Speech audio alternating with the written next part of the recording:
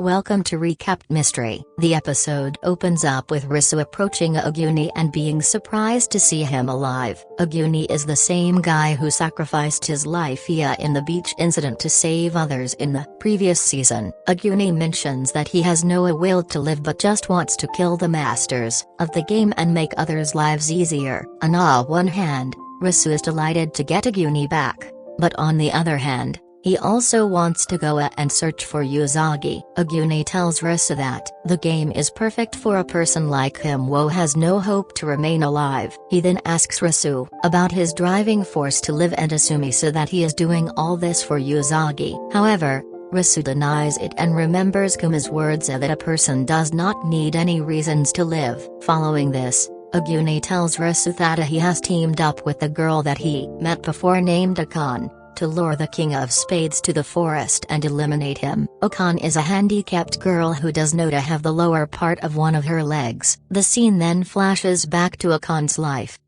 She is in high school with her friends. Akane is a beautiful and popular girl in high school, and because of her beauty, many boys like her and follow her. Suddenly, when Akane and her friends are walking out of their school, they hear a big bang and notice fireworks in the sky. All of a sudden, Akane finds herself in a large football ground, with a message on her mobile screen, informing her that the game is about to begin. Furthermore, they are provided with the rules of the game named the Boiling Death, where they have to escape before the arena collapses to remain alive. After some time, the ground starts to shake and Akane quickly makes a run toward the exit of that ground. Soon, the ground tears apart and a large volume of boiling water comes out from it. The people are instantly killed because of the heat of the water, but Akane somehow manages to remain alive. To her bad luck, she finds herself among the ruins of a building with a rod impaling her leg. She cries for a while and later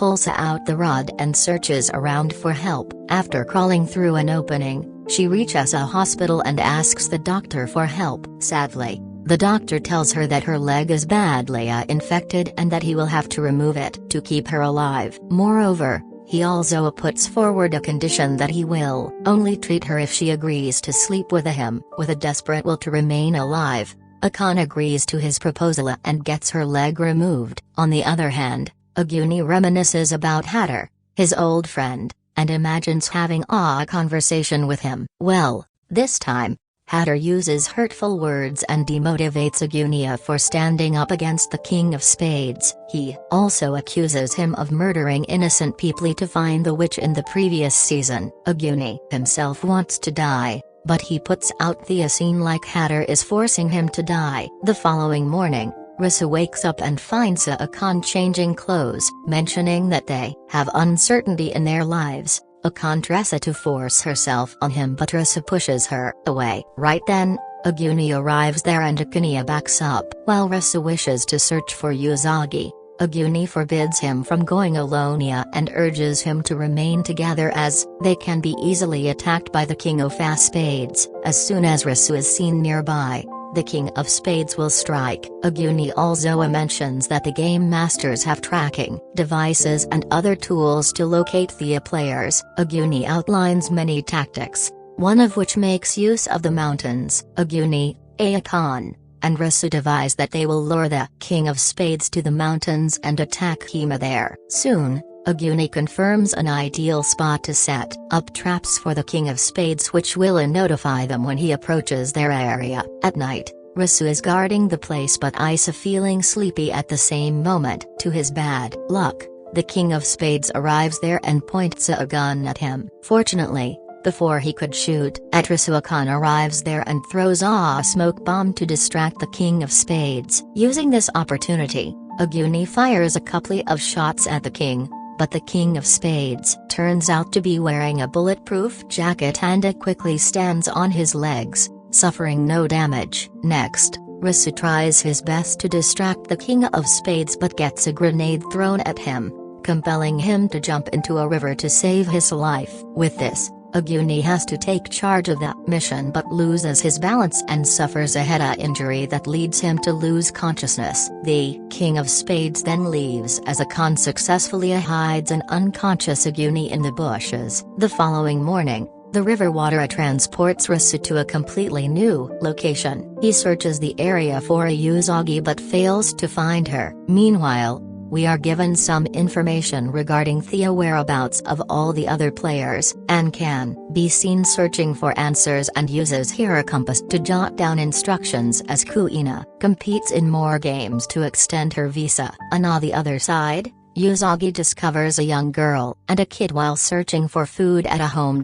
Since the little kid's parents have already passed away and he does not have much time, Usagi tries her best to convince him to play games. The youngster is unwilling to play when Usagi brings him to a game arena, but she somehow manages to persuade him. However, the other attendees begin to accuse Usagi of bringing a kid into the area. Surprisingly, Arisu, who was looking for Usagi, arrives to play the same game and is overjoyed to find Usagi there. He is happy to have tracked her down and makes an effort to help her with the game. Both of them are happy to see each other again, and soon, the game also starts. The game is named Checkmate and it is the game of the Queen of Spades. It is informed that there are teams in the game, the Queen team and the Challenger team, where both teams have to compete with one another. The 4 Queen team members introduce themselves on the projection screen, while the Challenger squad consists of 16 members.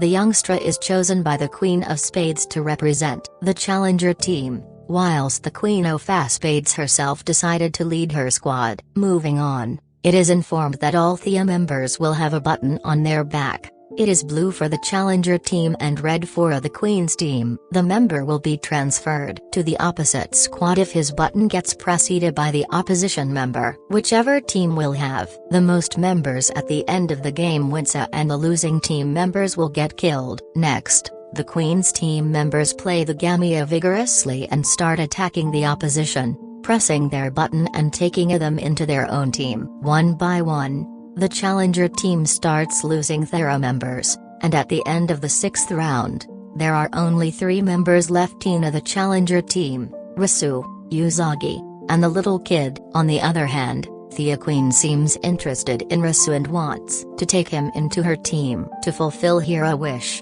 her team members start chasing Arisu and corner him. When they are about to press his button, Usagi comes to his rescue and saves him. With only 3 minutes remaining in the final round, Usagi is knocked from the rails during a fight between her and the Queen. She, however, manages to escape, but the Queen forbids her from leaving as she is determined to destroy Usagi at any cost. Since no other team member cares to save the youngster, the Queen wants Usagi to perish. During the last moments of the game, Usagi makes an effort to persuade the players by telling Thema that obeying the Queen will guarantee their safety in this realm forever, but doing so will also eliminate any possibility of them going back to the real world. These words from Usagi really hit the people hard and they start coming to her team. Meanwhile, the Queen of Spades is controlling the current members to seize Arisu. To divert the players,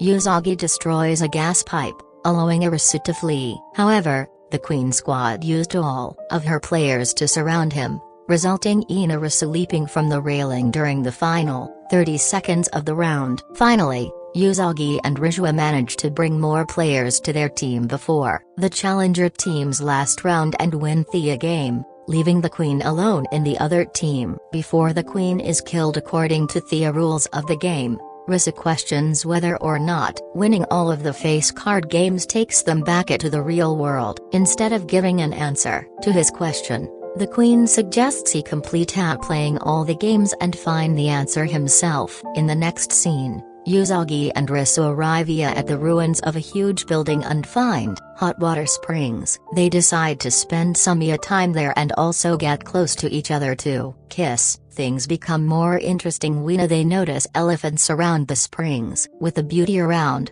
Arisu mentions that he has started liking the place. Right then, the scene shifts to Anne, She is in a jungle looking at a dead deer, and reminiscing about her past as a criminal investigator, realizing that the deer gave her full efforts to remain alive, and Zoa decides to not leave any stones unturned to find a little hope of returning to the real world. On the other hand, Kuina arrives at the hospital where her mother was last admitted. After looking around, she also finds a picture of her mother. The scene then shifts to Chishiya, and Ida is shown that he is ready to play a game, which is for the King of Diamonds. The game is being held in the Supreme Court and is called the Beauty Contest. Along with the other participants, Chishiya is assigned a tablet, and every participant had 3 minutes to select any number between 0 and 100. Furthermore, it is mentioned that the average of all the selected numbers by the participants will be multiplied by 0. 8, and the person whose answer is closest to the correct answer will win the round. The player who does not get the right answer will lose the round, and a point, and if a player reaches a negative 10, he or she will get eliminated from the game. One by one the players start to get eliminated, and a large amount of sulfuric acid is poured on them. When the game is approaching the final round, only Chishiya and the King of Diamonds, Kuzuru, remain. Before the end of the second to last round, Kuzuru asks Chishiya a question: if he would vaccinate rich people or poor people in a time of emergency. Having worked as a doctor in the real world, Chishiya remembers a rich persona paying money to the director of the hospital to save his son while killing a poor child named Hayato. Chishiya then chooses the number 100, and tells the same Kuzuru. Kuzuru is shocked to see Chishiya revealing his choice, and if he wants, he can choose another number and win the game. Surprisingly, Kuzuru is fascinated by Chishiya's way of viewing the world and decides to save him.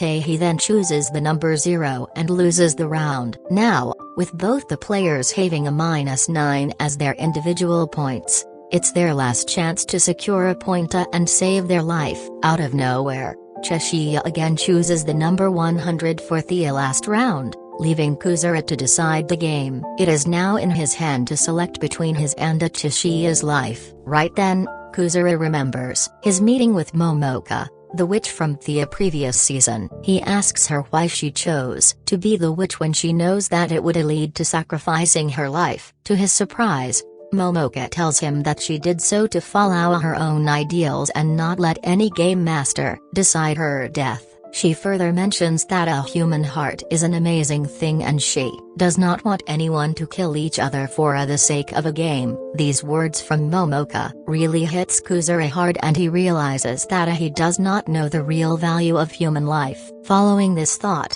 Kuzuru chooses the number 0 and makes Chishiya the winner of the final round. When Chishiya asks him why he did so, Kuzuru tells him that he did it to follow his ideals for the first time in his life, and to exit the world without any guilt. As soon as he does so, Chishiya is declared the winner, and a bucket of sulfuric acid is poured on Kuzuru, killing him instantly. In the last part of the episode, Akane leaves Aguni as he dies while fighting the King of Spades, and makes the decision to keep playing games and remain alive with the wisdom she learned from him. The episode ends as Usagi and Arisu hope for a brighter future and survival, and Anne and Kuina also return to play the game with the only aim to return to the real world. Please subscribe and like the video.